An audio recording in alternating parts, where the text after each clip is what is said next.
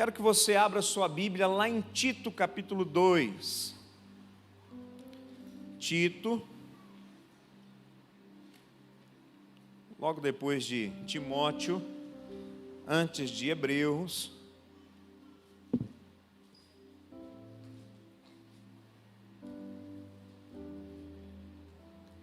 Tito, verso 2. Nós vamos ler do 11 ao 15. Tito 2. Deus tem uma palavra ao seu coração essa manhã, amém? Você crê nisso? Você crê que o Espírito Santo pode pegar uma palavra simples como essa, colocar no seu coração, você sair daqui dessa manhã transformado por Ele? Amém? Amém. Se você crê, é importante. Então, Tito 2, deixa aberto aí, antes da gente ler, eu quero falar para você de uma coisa. Olha para cá, nós estamos com uma missão, o pastor Antônio nos deu uma missão. Qual é a missão? Todos os carros da igreja, da IBNC, adesivados, viu, capitão Wagner? Se o senhor não comprou do senhor, você faz favor, viu? Passa ali hoje e compra, tá? R$10, nós temos esse aqui maior, ó, tem branco e preto, tá? Para os carros escuros tem o preto, para o carro mais claro tem o branco. Então tem esse, né, aqui, e tem o menor, né? Tanto, qualquer um dos dois tem no branco e no preto, né? Tem no branco e no preto. Pega, coloca no seu carro, na sua casa, na geladeira, no portão, tudo quanto é lugar, para que aonde você passar, alguém saiba, ali vai um crente lá da Igreja Batista Nacional Central. Amém ou não? Então, se tem uma coisa que você não precisa ter vergonha, é da igreja que você congrega, viu? Pode ficar tranquilo. E assim você abençoa a obra do Senhor, e assim a gente vai, né, criando a identificação com os irmãos, a gente vai criando esse senso de pertencimento. Então, esses adesivos é R$10, qualquer um deles. Você passa lá no balcão de boas-vindas, pega o seu e já cola hoje, né, lá no seu carro. Também vou chamar o Jonathan aqui de novo. Ficou perto, irmão, é assim, né? Obrigado, viu? Deus abençoe. Muito bom. Gente, Tito 2, quem achou diz amém. Se você está sem Bíblia, está projetado aqui para você acompanhar hoje. Olha lá, Tito 2:11 diz assim: porque a graça de Deus se há manifestado, trazendo salvação para todos os homens, ensinando-nos que, renunciando à impiedade e às concupiscências mundanas, vivamos neste presente século, sóbria, justa e piamente, aguardando a bem-aventurada esperança e o aparecimento da glória do grande Deus e o nosso Senhor Jesus Cristo, o qual se deu a si mesmo por nós, para nos remir de toda iniquidade e purificar para si um povo especial, zeloso de boas obras. Fala disto, e exorta, e repreende com toda a autoridade, e que ninguém te despreze. Amém, meus irmãos? Quero falar nessa manhã com o tema, né, o título, Viva para o Senhor. Diga comigo, viva para o Senhor.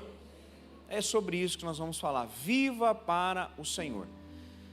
A carta que nós estamos lendo é uma carta do apóstolo Paulo para um colaborador, para um discípulo, para um jovem pastor chamado Tito. Eu particularmente acho esse nome muito bonito, Tito, né? Você que aí vai ter filho homem, né?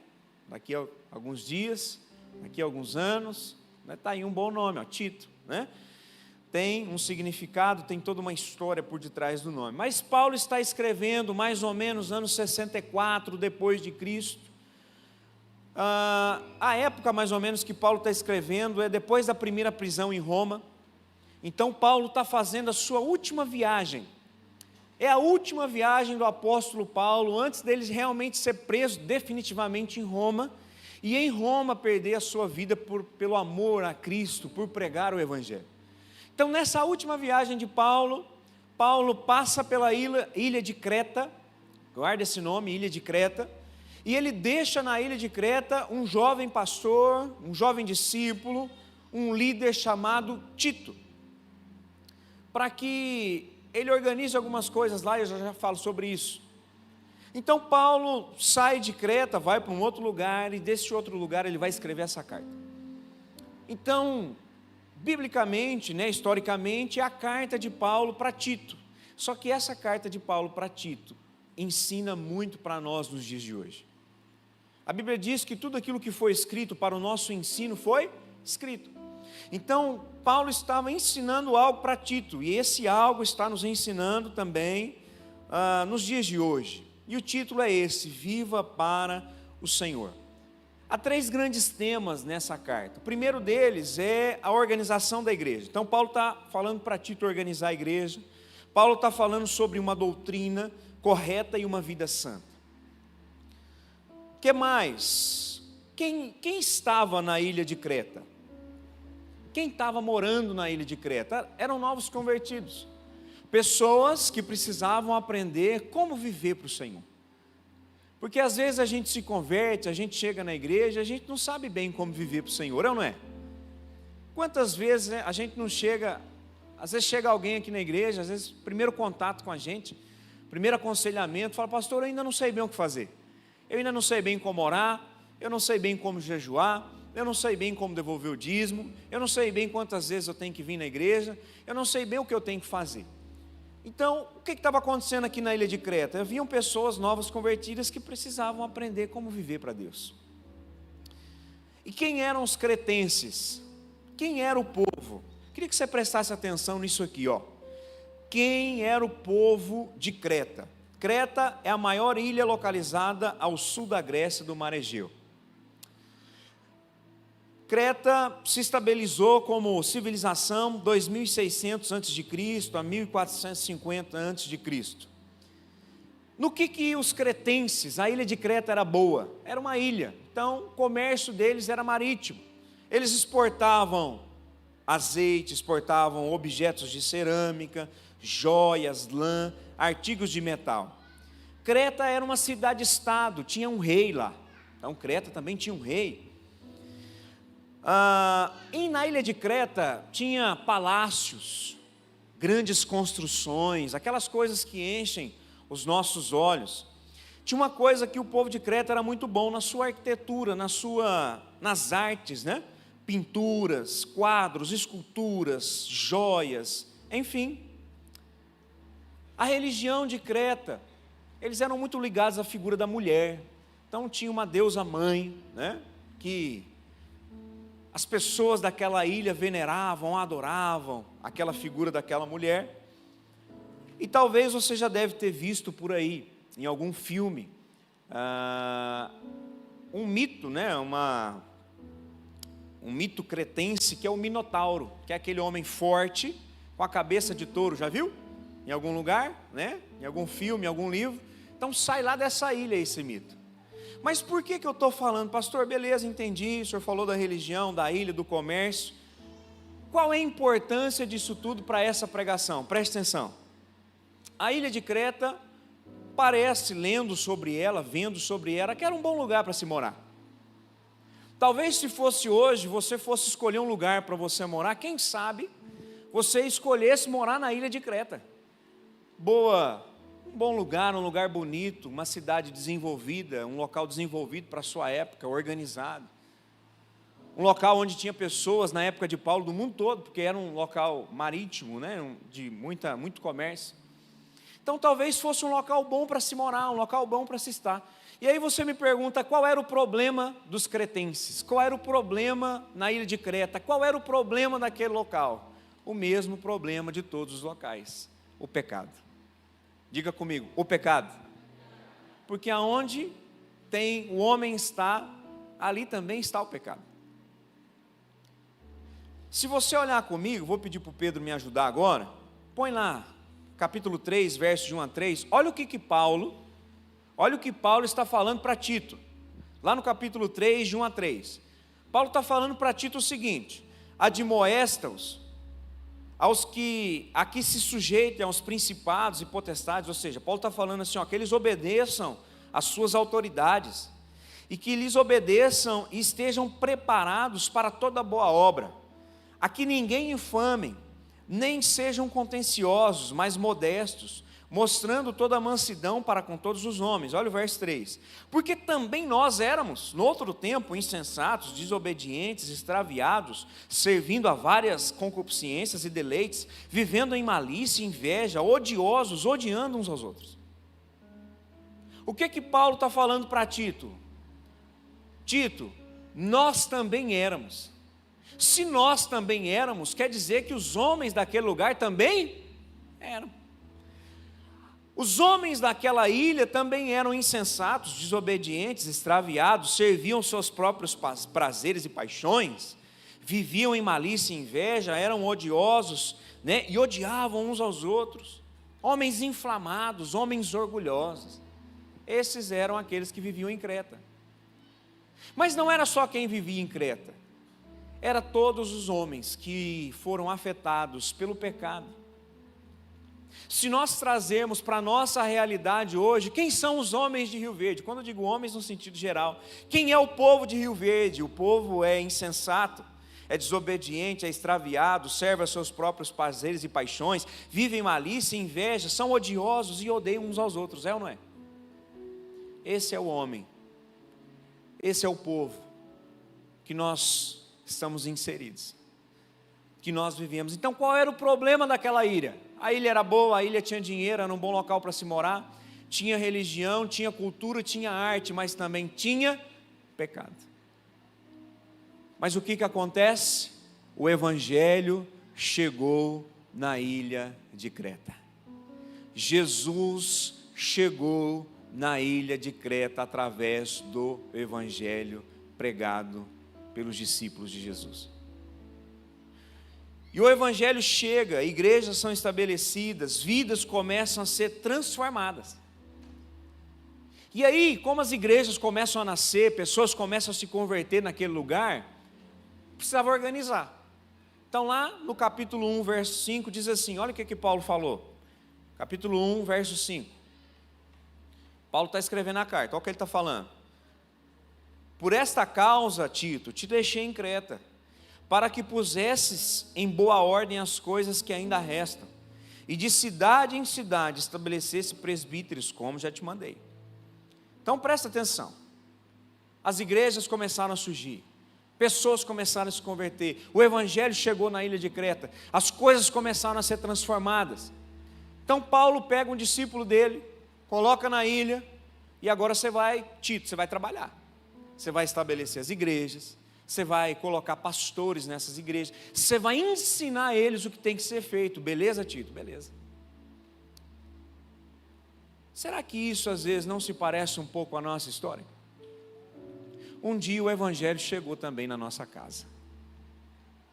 Um dia o evangelho de Cristo chegou no nosso casamento. Um dia o evangelho de Cristo nos alcançou. Quem foi alcançado pelo amor de Jesus, hein? Um dia o amor de Jesus chegou até nós. E aí eu quero dizer algo para você. Aonde o evangelho de Jesus chega, ele muda o que vivemos, ele muda como vivemos, e ele muda para quem vivemos. O evangelho de Jesus chegou aí? Sim ou não? O evangelho de Jesus chegou aí? Pois é, o evangelho de Jesus, ele muda o que vivemos, ele muda como vivemos, e ele muda para quem nós vivemos. Foi o que aconteceu naquele lugar, é por isso que Tito estava lá, e é por isso que Paulo estava ensinando Tito, para Tito ensinar a igreja. Então se o evangelho chegou na nossa vida, se o evangelho nos alcançou, e eu quero fazer uma pergunta para você nessa manhã, mas não responde não, só pensa. Para quem você tem vivido? Como você tem vivido? O que você tem vivido? Se o evangelho chegou naquela ilha, mudou tudo. Se o evangelho chegou na nossa vida, o que mudou? E aí quando Paulo escreve a Timóteo, ele nos ensina como viver para o Senhor. Se você chegou aqui nessa manhã, você veio buscar alguma coisa. Se você chegou nessa igreja, você está em busca de algo. Se você está aqui ouvindo essa palavra no domingo pela manhã, você veio para aprender alguma coisa, e o que o Espírito Santo de Deus quer nos ensinar nessa manhã é como a gente vive para o Senhor, como a gente vive para Deus. E aí eu entro então na mensagem dessa manhã. Olha comigo o verso 12, olha aí, diz assim: ensinando-nos que, renunciando à impiedade e às concupiscências mundanas. Como que nós vivemos para o Senhor? Primeiro, como nós vivemos para o Senhor? Primeiro, dizendo não ao velho homem. Diga comigo, dizendo não ao velho homem. Pastor, que homem velho é esse? Não é um homem velho, é o velho homem. O que é o velho homem? Talvez você não está acostumado, com essa linguagem bíblica. Talvez você não está acostumado com esse crentez, Então, eu vou te explicar o que é o velho homem. São as velhas atitudes. Aquilo que nós fazíamos antes de conhecer Jesus. Aquilo que nós fazíamos antes de que Jesus nos encontrasse. São as velhas paixões, são os desejos pelo pecado, são as coisas que nós praticávamos, pensávamos, acreditávamos antes que Jesus nos alcançasse. O que é o velho homem? É aquela pessoa, aquele ser, aquele sentimento que habita em nós antes do Evangelho nos alcançar. E Paulo está dizendo aqui, olha, renuncie à impiedade e às concupiscências mundanas. Tito, ei, presta atenção, você quer viver para o Senhor? Avisa o povo, ensina o povo que tem que dizer não ao velho homem. Renunciar. E o Paulo começa dizendo assim, ensina eles. Viu, Jonathan? Ensina. E o ensinar aqui é a mesma coisa que treinar. Então, para renunciar à impiedade, para renunciar os desejos da carne, a gente é ensinado, a gente é treinado, a gente é instruído. É mais do que uma oração, é mais do que uma vontade, é mais do que você esperar uma unção de Deus para renunciar a alguma coisa, é uma escolha, porque a gente aprende ela. Nós estamos aqui nessa manhã para aprender a renunciar à impiedade, renunciar à concupiscência mundana. E aí eu quero dizer para você que renunciar à impiedade, ela não é opcional para quem já passou pela porta da salvação. Renunciar à impiedade e às paixões mundanas não é opcional, quem já passou pela porta da salvação. Pastor, o que é impiedade? É a falta de santidade. Pastor, o que é impiedade? É tudo aquilo que nós praticamos que desagrada a Deus. Pastor, o que é concupiscência mundana? São as nossas paixões. Geralmente ligado aqui na Bíblia aos pecados sexuais, mas envolve tudo aquilo, que faz a gente querer pecar, que nos faz ir para longe de Deus. Tudo aquilo que é pecado também é desejo forte da carne. Então o desejo da carne, a falta de santidade é aquilo que nós precisamos renunciar. Agora presta atenção, não sei se você prestou atenção no que eu te falei. Renunciar à impiedade não é opcional para quem já passou pela porta da salvação. Porque renunciar à impiedade fala de um processo de santidade. Santidade, como eu disse, é um processo, salvação não é. Aliás, podemos até explicar a salvação como um processo num outro momento, mas presta atenção, não é opcional. Então eu perguntei para nós aqui nessa manhã, quantos foram alcançados por Jesus e pelo Evangelho? Todos ergueram a mão. Então isso quer dizer que Jesus te encontrou e você encontrou Jesus. Isso quer dizer que você aceitou Jesus e Jesus te aceitou. Isso quer dizer que você passou pela porta da salvação, e uma vez, meu irmão, que você passa pela porta, há agora uma estrada, um caminho a ser trilhado. E quem escolheu passar pela porta que é Jesus, não tem a opção de continuar vivendo na impiedade. Quem escolheu Jesus e foi escolhido por Ele, não tem a opção de continuar pecando. É por isso que diz assim, renunciando à impiedade. Renunciar à impiedade ou à falta de santidade forma em nós a santidade de Cristo. Quando nós dizemos não para o pecado, sim para Deus, nós estamos formando em nós a santidade de Cristo. Nós estamos escolhendo viver aquilo que Cristo é. Os desejos mundanos, as concupiscências mundanas, que são os desejos fortes por aquilo que é pecado, são os desejos da carne, também deve ser renunciado. Sabe o que Paulo está dizendo? Tito, ensina para a minha igreja, ensina para a igreja que está aí na ilha de Creta, que eles precisam abandonar a forma pagã de viver. Ensina para a igreja que eles precisam abandonar a forma de viver, a forma como eles viviam antes de Jesus, porque agora com Jesus é um novo e vivo caminho, agora com Jesus é uma nova maneira de viver, agora com Jesus é uma nova maneira de viver, de falar, de pensar, de comer, de fazer tudo. Amém ou não? Então, qual é a primeira coisa que nós aprendemos para viver para o Senhor? Dizer não ao velho homem. E aí, meu irmão, quero te perguntar nessa manhã, como nós temos vivido? Porque se nós passamos pela porta da salvação, se o Evangelho chegou até nós, se Cristo nos encontrou e nos salvou, a nossa vida não pode continuar do mesmo jeito. Existe alguma coisa para mudar? Existe impiedade na nossa vida que precisa ser renunciada. Existem desejos fortes, paixões fortes, desejos da carne que ainda nos rodeiam, que ainda nos seguram, que ainda nos prendem, que ainda nos aprisionam. Porque isso também precisa ser renunciado.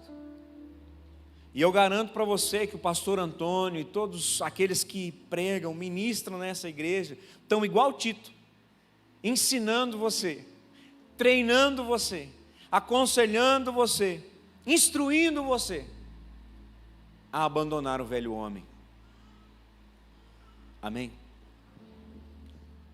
Quer viver para o Senhor? Diga não ao velho homem. Segundo, ainda no verso 12, diz assim, verso 12: ensinando-nos que, renunciando à impiedade e às concupiscências mundanas, vivamos neste presente século, sóbria, justa e piamente. Qual que é a segunda maneira de viver para o Senhor? Vivendo de forma agradável a Deus. Vivendo de forma agradável a Deus. Diga comigo, vivendo de forma agradável a Deus. Pastor, como é que vive de forma agradável a Deus? Como que eu posso viver de uma maneira que eu agrade a Deus?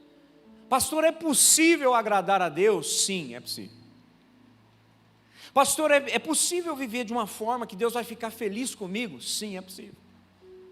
Pastor, há alguma coisa que eu possa fazer que Deus vai se alegrar, se sentir honrado através da minha vida? Sim, existe.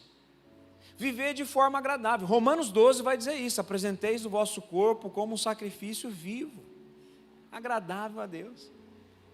Então, se há algo que nós podemos entregar para Deus, nós precisamos descobrir o que é. E aí, Paulo está dizendo para Tito assim, vivamos neste presente século.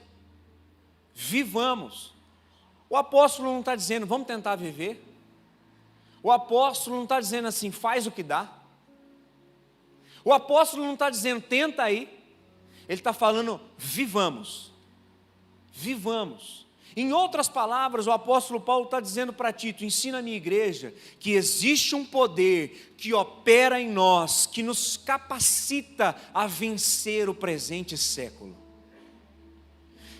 Ensina a igreja que há um poder, uma graça de Deus sobre as nossas vidas que vai nos proporcionar, nos fortalecer a vencer o pecado. Então nós não temos desculpa, gente. Quanto mais nós aprendemos de Deus, quanto mais nós aprendemos da palavra de Deus, menos desculpa a gente tem. Porque a gente está entendendo que existe um poder que opera em nós, para que a gente vença o pecado. Hebreus diz que o pecado é forte. A Bíblia diz que o pecado é forte. A gente não pode subestimar o poder do pecado. O pecado, ele fortemente nos rodeia. Hebreus 12. O pecado está ali, irmão, te sondando, te rondando, todo dia. Mas a Bíblia diz, e o apóstolo está ensinando a igreja, olha, viva neste presente século. Há um poder que opera em nós. Diga comigo, há um poder do Espírito Santo que opera em nós, que nos capacita a vencer o pecado. Tem pastor por aí, pastor Antônio, que diz que não pode mais pregar contra o pecado, porque nós nunca vamos vencer o pecado, nós nunca vamos conseguir. Mas a Bíblia está dizendo o contrário. Então, quanto mais nós conhecemos a Deus, quanto mais nós conhecemos a palavra, menos desculpa nós temos. E aí ele diz o seguinte, olha, vivamos nesse presente século de forma sóbria, justa e piamente. Então ele dá 3 coisas aí. Sóbria. O que é viver de forma sóbria? É viver de forma sensata, é viver de forma equilibrada. Você viver de forma sóbria é você ter autocontrole, ao contrário daqueles que se deixavam levar pelas suas paixões. Já viu gente que vive aquela filosofia, deixa a vida levar, e vai fazendo de qualquer jeito, e vai vivendo de qualquer jeito, vai se entregando a todo tipo de pecado que vai batendo na sua porta. Ele não pode ver um pecado que ele abraça o pecado. Se tiver uma piscina de pecado, ele pula na piscina. Mas não é uma piscina, é um lamaçal, né? É um poço de lama, a Bíblia diz isso lá em Salmos. Então, o que é você viver de forma sóbria? É você viver de forma equilibrada, de forma sensata, de forma que você tem autocontrole. E a Bíblia vai dizer que isso é possível através do Espírito Santo, porque o fruto do Espírito Santo também é o domínio próprio. Então, meu irmão, quanto mais nós conhecemos a Bíblia, menos desculpa nós temos, porque a Bíblia está mandando você viver de forma agradável, de forma sóbria, de forma sensata, de forma equilibrada. Então posso dizer algo para você? Você pode dizer não para o seu pecado. Nós podemos dizer não a uma vida de pecado. Há uma graça, há um poder sobre nós que nos capacita, que nos impulsiona, que nos fortalece para isso. Sabe, nós podemos dizer não a algumas coisas por amor a Cristo. Aliás, nós só podemos dizer não para algumas coisas por amor a Cristo. Eu atendi algumas pessoas nessa última semana, um casal, aliás, não vou dizer nome, não vai dar para saber quem que é. Mas o rapaz falou para mim, pastor, eu parei de fazer isso, eu parei de fazer aquilo, eu parei de fazer isso outro, agora falta isso aqui que ainda está difícil. Aí eu perguntei, por que você parou de fazer isso? Por que você parou de fazer essa segunda coisa?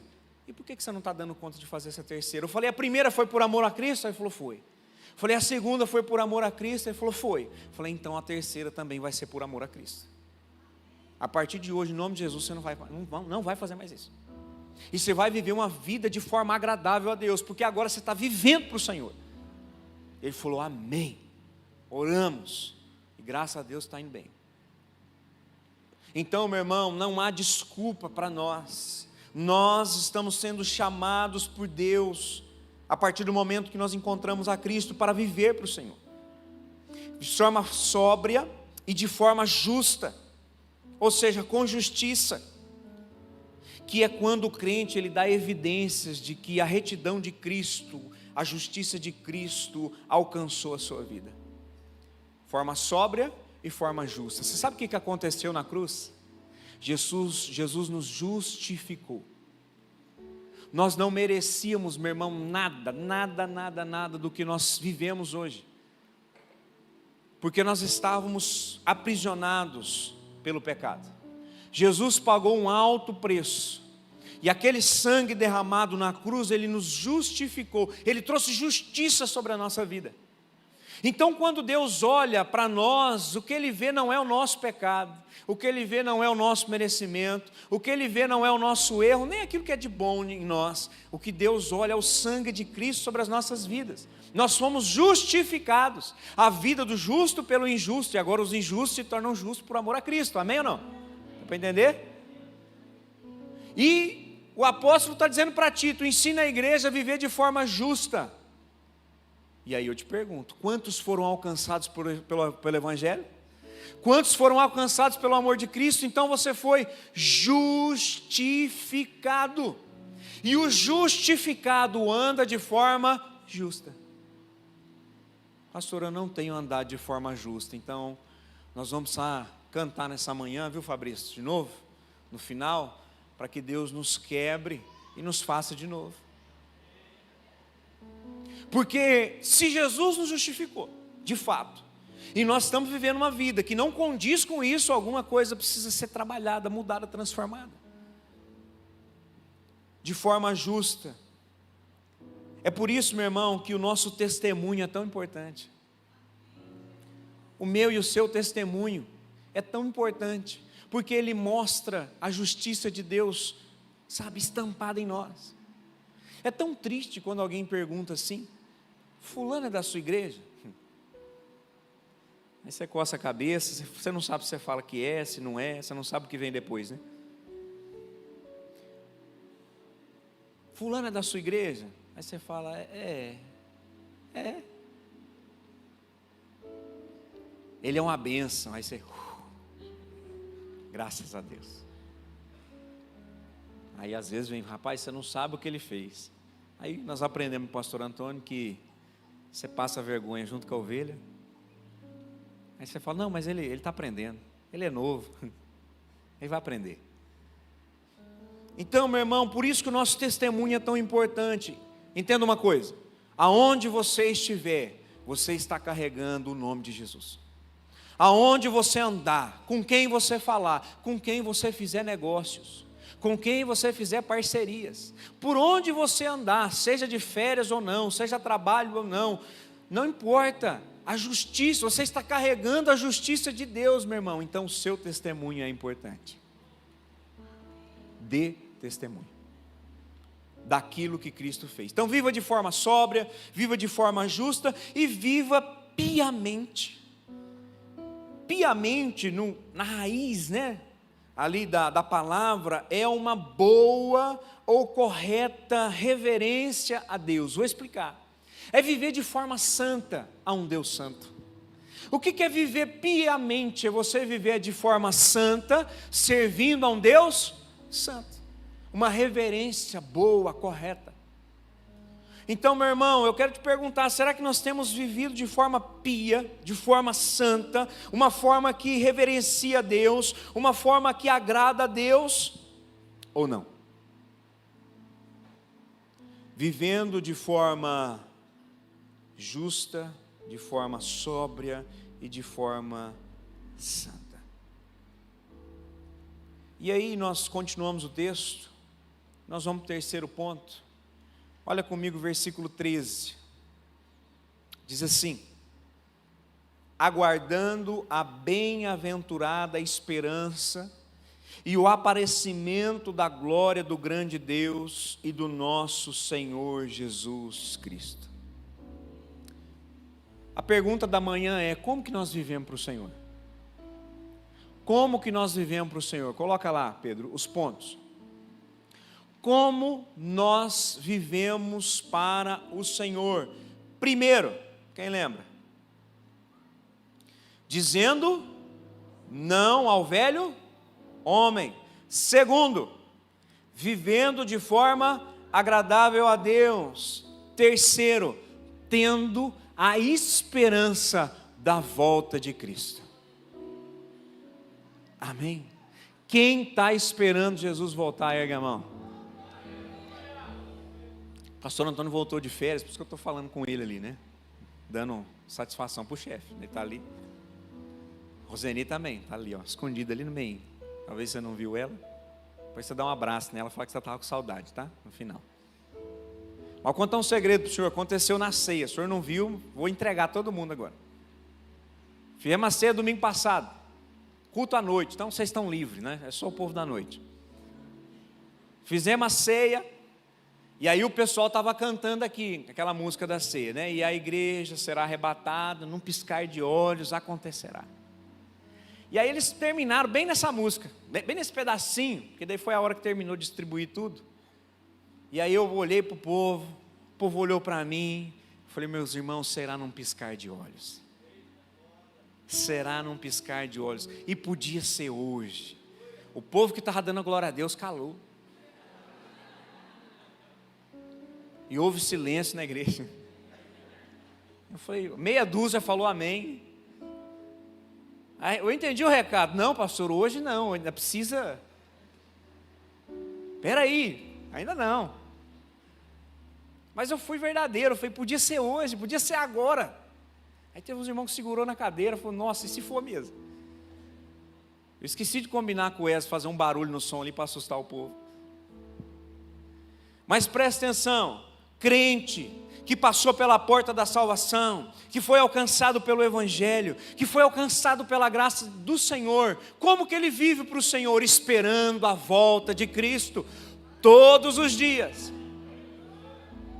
É assim que a gente vive, esperando a volta de Jesus, tendo esperança na volta de Cristo. E qual é a feliz esperança do crente? Estar com Jesus para a eternidade, irmão.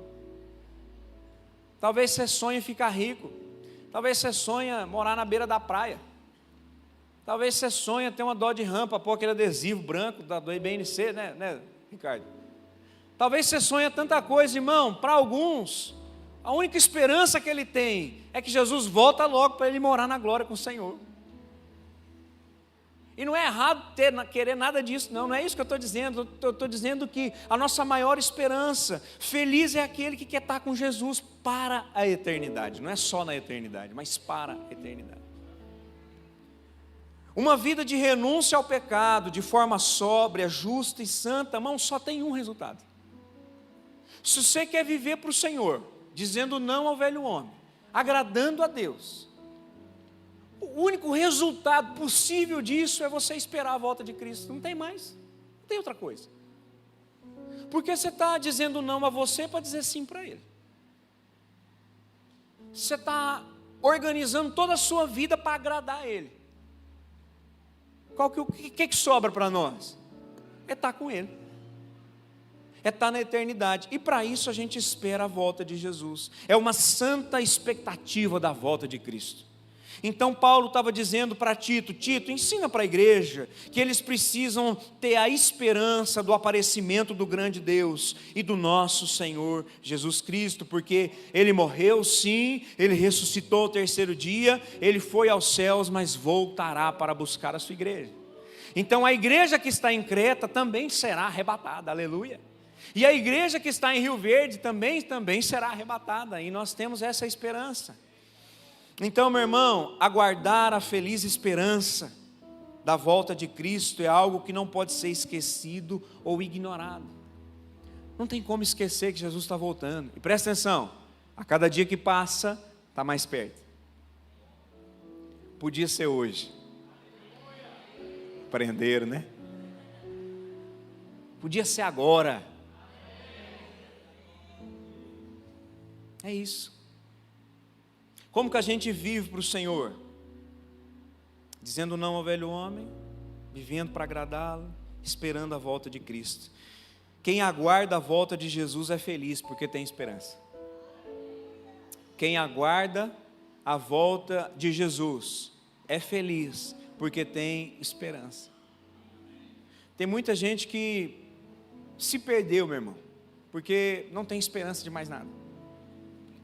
Tem muita gente que se aprisionou no seu mundinho porque não tem esperança de mais nada. Nós passamos pela porta da salvação. Jesus é o nosso Senhor e a nossa esperança é Ele, irmão. Dizem por aí que a esperança é a última que morre. A nossa nem morre mais. Vive eternamente, aleluia. Amém? Então, eu quero te convidar a viver para o Senhor nesse ano. Ano de 2024. Eu quero te convidar a viver para o Senhor.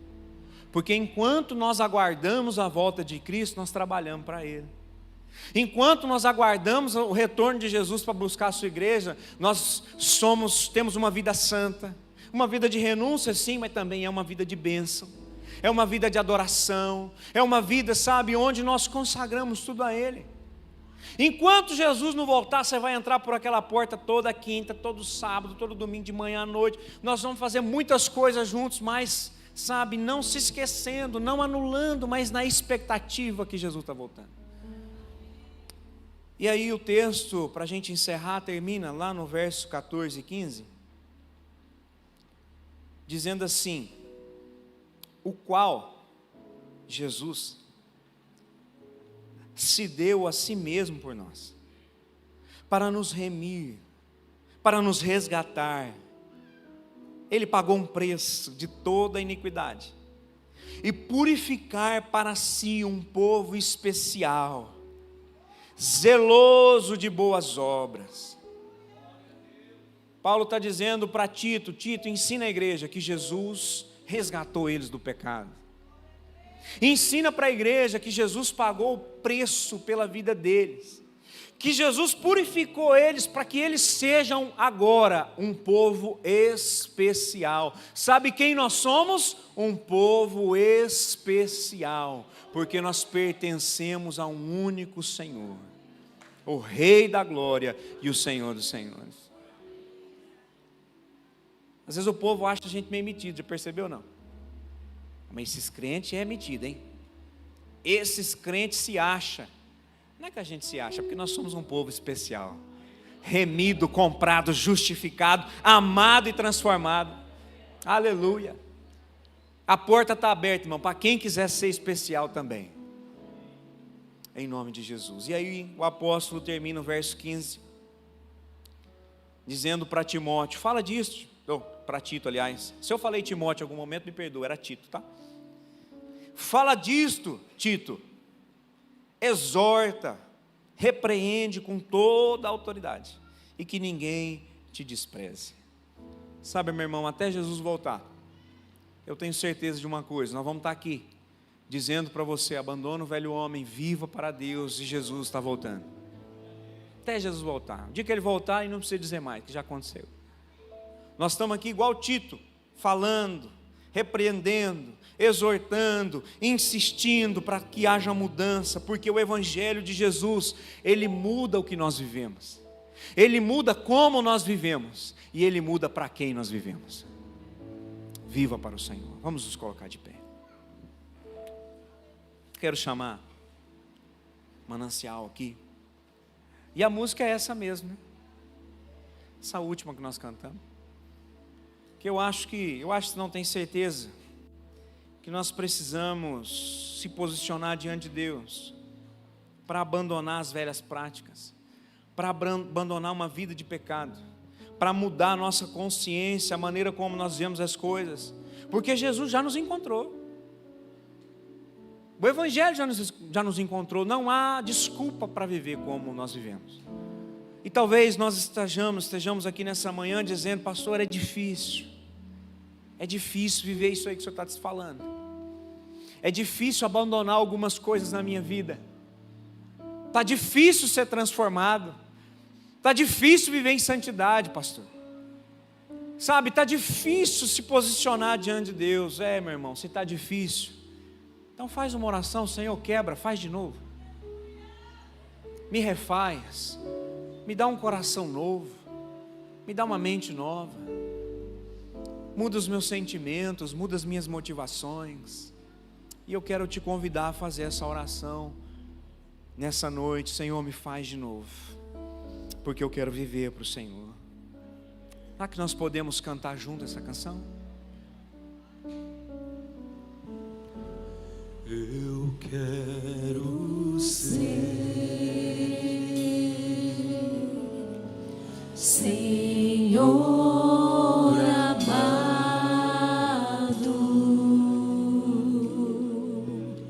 como um vaso nas mãos do oleiro. Você pode fazer essa oração aí?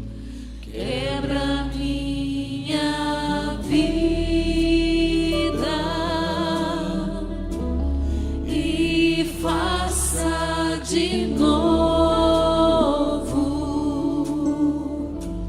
Eu quero ser, eu quero ser um vaso novo. Coloca as suas duas mãos no seu coração. Vamos cantar mais uma vez? Eu quero ser Declara com fé. Faça essa oração para Deus. Senhor amado, como